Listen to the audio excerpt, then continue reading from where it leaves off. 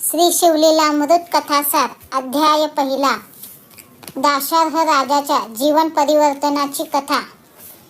शिवचरित्र अद्भुत लीलांनी परिपूर्ण आहे. परमश्रद्धेने याचे श्रवण केले तर अनेक प्रकारची पापे नाहीशी होतात. जो नित्याने याचे श्रवण करतो त्याला उदंड आयुष्य लाभते, त्याचे आरोग्य उत्तम राहते. शिवाच्या कृपेने सुसंस्कारित संततीची प्राप्ती होते, तसेच लक्ष्मीचीही कृपा प्राप्त होते. तीर्थयात्रा करून जे पुण्य प्राप्त होत असते ते शिवचरित्राचे वाचन केल्यानेही प्राप्त होत असते. महर्षी व्यासांच्या शिष्यांनी हे विचार मांडले आहेत. ओम नमः शिवाय हा एक श्रेष्ठ मंत्र आहे. हा मंत्र जपण्यासाठी कोणत्याही प्रकारच्या भेदाचे बंधन नसते. कोणीही अंतःकरणापासून या मंत्राचा जप करून आपल्यातील देवत्व पूर्णपणे प्रगट करू शकतो. जो कोणी या मंत्राचा प्रेमभावे जप करतो त्याच्या मागे शिवशंकर उभे असतात. त्यांच्या कृपेची बरसात सदैव आपल्या शिष्यावर असते. गुरुमुखातून हा मंत्र प्राप्त करून घेतला तर या मंत्राने अंगी सामर्थ्य प्राप्त होते. परमपवित्र अंतःकरणाचा गुरु असावा. गुरुवर परमश्रद्धा ठेवून गुरु मंत्र घेऊन आपली साधना सतत सुरू ठेवावी. हाताने आपली कर्तव्य कर्मे करावीत व मुखाने नामस्मरण करावे. या मंत्राला काळ वेळाचे बंधन नाही. या मंत्राच्या साह्याने श्री शिवशंकरांशी नाते जोडले जाते. एकदा का या मंत्राच्या जपाची आपणास सवय लागली तर आपल्या मुखातून ओम नमः शिवाय हे सहज प्रगट होऊ शकेल. यासाठी जपाची सतत सवय ठेवावी. या मंत्राच्या सामर्थ्याशिवाय एक पुरातन काळातील कथा आहे. पूर्वी यादव वंशातील दाशार्ह नावाचा राजा मथुरेला राज्य करीत होता. तो शूरवीर होता. त्याच्या पराक्रमाचा सर्वत्र प्रसार झाला होता. त्याच्या पराक्रमामुळे त्याचे राज्य विस्तार पावले होते. त्याने अनेक राजांना मांडलिक बनविले होते. ते मांडलिक राजे दाशार्ह राजाकडे येऊन त्यांना नजराने देत होते. राजा पराक्रमी तर होताच, परंतु त्याचबरोबर तो अतिशय दयाळू होता.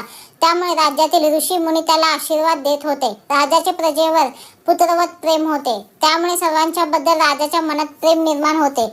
त्यापेक्षा कितीतरी जादा पटीने प्रजेचे राजावर प्रेम होते. राजा दानशूरही होता. गोरगरिबांना तो दानधर्म करीत असे. राजाने अनेक प्रकारच्या कलाही शिकून घेतल्या होत्या. दाशार्ह राजाचा सर्वजण आदर करत होते. राजाही सर्वांशी नम्रतेने वागत असे. राजाची पटराणी कलावती होती. ती धर्मक्षेत्र वाराणसीची राजकन्या होती. ती दिसावयास सुंदर होती. तिची कांती चंद्रासमान तेजस्वी होती. तिच्या चेहऱ्यावर सदैव स्मित हास्य असे. राजावर ती नितांत प्रेम करत असे. राजाचेही तिच्यावर अपार प्रेम होते. एके दिवशी राजा आपल्या राणीची वाट पाहत होता. रात्रीची वेळ होती. बराच वेळ झाला तरी राणी आली नव्हती. राजाने राणीला येण्यासंबंधी निरोप पाठविला तरी राणी आली नाही. राजाला काही कारण कळेना. राजा स्वतःहून राणीकडे गेला. राणीची भेट झाली. राजा म्हणाला, राणी, माझे काही चुकले काय? तू माझ्यावर का बरे रागावली आहेस? राणी राजाला समजावून सांगू लागली, हे प्राणनाथ, आपण माझे जीवन सर्वस्व आहात. आपली आज्ञा मी सदैव पालन करीत आले आहे, परंतु आज आपली आज्ञा पालन केली नाही. याचे कारण म्हणजे मी व्रतस्थ आहे.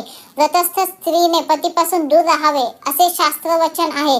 शास्त्रवचनाचा भंग केला तर त्याचे प्रायश्चित मला व तुम्हाला भोगावे लागेल. यामुळे मी आज आपणाकडे येऊ शकले नाही. आपली आज्ञा मानली नाही. त्याबद्दल आपण मला क्षमा करावी. राजाच्या मनात कामवासना निर्माण झाली होती. त्यामुळे त्याने राणीचे विचार समजून घेतले नाहीत. राणी त्याला सांगत होती, मी व्रतस्थ आहे, आपण मला स्पर्श करू नका. परंतु ते काही न ऐकताच राजा राणीला स्पर्श करण्याचा प्रयत्न करू लागला.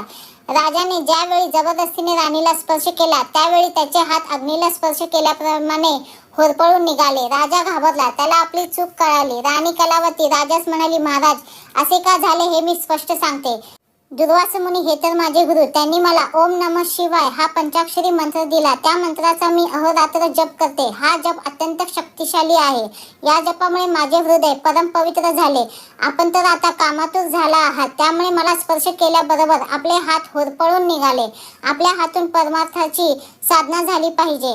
आपण फक्त राजे बनून राज्याचा उपभोग घेता मनाला ताब्यात घेऊन मनाच्या पलीकडे आहे तरी काय याचा आपण शोध घेणे आवश्यक आहे.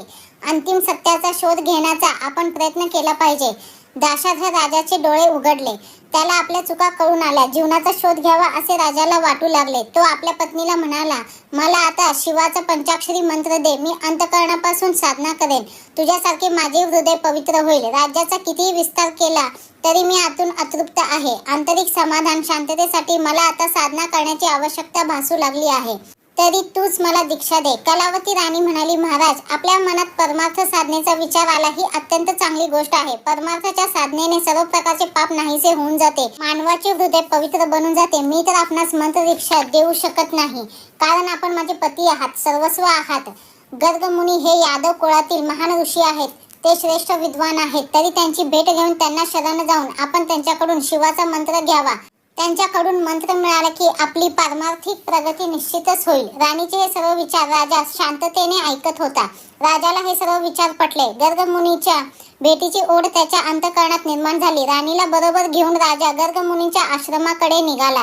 राजाचे सारे लक्ष गर्गमुनींच्याकडे लागले होते. ते केव्हा भेटतील आणि मला मंत्र केव्हा मिळेल, हा एकच विचार त्याच्या मनात निर्माण झाला होता. राजा राणी गर्गमुनींच्या आश्रमात आले. गर्गमुनीने त्यांचा आदर सत्कार केला आणि येण्याचे कारण विचारले. राजा म्हणाला, आजपर्यंत माझ्या हातून अनेक पापे घडली. या पापांची जाणीव मला आजपर्यंत नव्हती, परंतु राणीने माझे डोळे उघडले. आता मला आपल्याकडून शिवमंत्राची दीक्षा पाहिजे. आपण दीक्षा दिलीत तर माझे सारे पाप नाहीसे होतील. माझ्या हातून पुण्य घडेल. मला जीवनाचा अर्थ समजू लागेल. माझ्या जीवनाचे सार्थक होईल. राजा राणीने त्या दिवशी आश्रमात वास्तव्य केले. सकाळी उठून राजा राणीने यमुना नदीत मंगल स्नान केले. एका मोठ्या वृक्षाखाली बसून दोघांनी शास्त्रसिद्ध पद्धतीने शिवाचे पूजन करून घेतले. शिवाला विधिवत अभिषेक केला. गर्गमुनींची पूजा करून यथाविधी दान केले. हा मंगलमय सोहळा आनंदाने संपन्न झाला. राजाची एक इच्छा आज पूर्ण होत होती. आनंदाच्या अनेक संवेदना त्याच्या अंतःकरणात दाटल्या होत्या. राजाने गर्गमुनींच्या चरण कमलांवरती मस्तक ठेवले. गर्गमुनींनी त्याला आशीर्वाद देऊन शिवमंत्र सांगितला. राजाच्या अंतःकरणात प्रकाशाची वलये फिरू लागली. त्यामुळे अंतःकरणातील अज्ञान अंधकार नाहीसा झाला. सारी सृष्टी राजाला मंगलमय दिसू लागली. राजाच्या शरीरावर अष्टसात्विक भाव निर्माण झाले. राजाची मुद्रा कांतिमान दिसू लागली. हे दृश्य पाहून राणीलाही आनंद झाला. अंतरंगात झालेले परिवर्तन पाहून राजाला खूप आश्चर्य वाटले. सद्गुरूंच्या पवित्र स्पर्शाने जीवनात आमूलाग्र बदल कसा होतो याची जाणीव राजाला झाली. राजाने सद्गुरूंना विचारले, महाराज, माझ्या अंतरंगात झालेला बदल मला जाणवू लागला आहे. आपल्या आशीर्वादाने हे घडले. माझे पाप आता नाहीसे होईल ना? त्यावेळी गर्गमुनी म्हणाले, राजा, तुला आपल्या पापांबद्दल पश्चाताप झाला आहे. शिवाचा मंत्र तुला लाभला आहे. आता तू या मंत्राचा अखंड जप कर, म्हणजे जन्मोजन्मीचे पाप नाहीसे होऊन जाईल. नामाने हृदय शुद्ध होते. आत्मविश्वासाने, परमश्रद्धेने या शिवमंत्राचा तू अखंड जप कर, म्हणजे सर्व प्रकारचे पाप नाहीसे होऊन जाईल. राजाने गर्गमुनींना पुन्हा मनोभावे नमस्कार केला. राजा म्हणाला, सद्गुरू, खरोखरच आपण मला धन्य केले. इतके दिवस माझ्या हृदयातून पापी विचार प्रगट होत होते. त्यामुळे मी अशांत होतो, अतृप्त होतो. आता माझी अशांती थांबली आहे. समाधानाचे सूर माझ्या हृदयातून उमटू लागले आहेत. माझ्या मनोमंदिरात प्रभूचा लीला विलास सुरू झाला आहे. चारी बाजूला सैरावैरा धावणारे माझे मन शांत झालेले आहे. पापाला कोणत्याही प्रकारचा थारा राहिला नाही. मी अभक्ष भक्षण करीत होतो, परंतु आता फक्त सात्विक अन्नाचे सेवन करणार. कितीतरी प्रकारचे पदार्थ सात्विक आहेत, ते मी आवडीने खाणार. मी अंमली पदार्थाचे सेवन करीत होतो, आता मी ते बंद करणार आहे. अनेक प्रकारच्या व्यसनांनी जीवनाचा नाश होतो याची मला जाणीव झाली आहे. परस्त्रीबद्दल माझ्या मनात पापी विचार निर्माण होत होते. शिवमंत्राने माझे हृदय परमपवित्र होत चालले आहे. माझ्या हातून गुरूंची निंदा होत होती. सद्गुरूंच्या परमपावन स्पर्शाने जीवन किती बदलते याची मला आज खरी जाणीव झाली. माझ्या हातून अनेकांची निंदा होत होती, ती आता बंद झाली आहे. सर्वांच्या बद्दल आदराची भावना निर्माण झाली आहे. अनेकांची हत्या माझ्या हातून घडत होती, परंतु आता हत्येचा पापी विचार नाहीसा झाला आहे. शंकर आणि विष्णू यांच्यामध्ये मला भेद वाटत होता. आता कोणत्याही प्रकारचा भेदभाव माझ्या मनात राहिला नाही. माझ्या हातून अनेक प्रकारची छोटी मोठी पापे घडत होती, परंतु आता मी सावध झालो आहे. पापाचे विकार संपत चालले असून पुण्याचे विचार वाढू लागले आहेत. पत्नीने मला सावध केले. आपण मला शिवमंत्र देऊन माझ्यावर परम उपकार केले आहेत. दाशार्ह राजाचे नेत्रातून आनंदाश्रू ओघळू लागले होते. त्याने पुन्हा सद्गुरूंच्या चरणकमलावर मस्तक ठेवले. आई वडील जन्म देत असले तरी जीवनाचे ज्ञान सद्गुरूंच्याकडून प्राप्त होत असते. जे सद्गुरूंवर विश्वास ठेवत नाहीत त्यांना जीवनाचा अर्थ कळत नाही. सद्गुरूंना मनोभावे शरण जाऊन जीवनाचा अर्थ जाणून घ्यावयाचा असतो. राजाला सद्गुरूंच्याकडून ओम नमः शिवाय हा महान मंत्र मिळाला होता. सद्गुरूंना साष्टांग प्रणिपात करून राजा व राणी आपल्या राज्यात परत आले. राजाने परमश्रद्धेने हा मंत्र जप सतत सुरू ठेवला.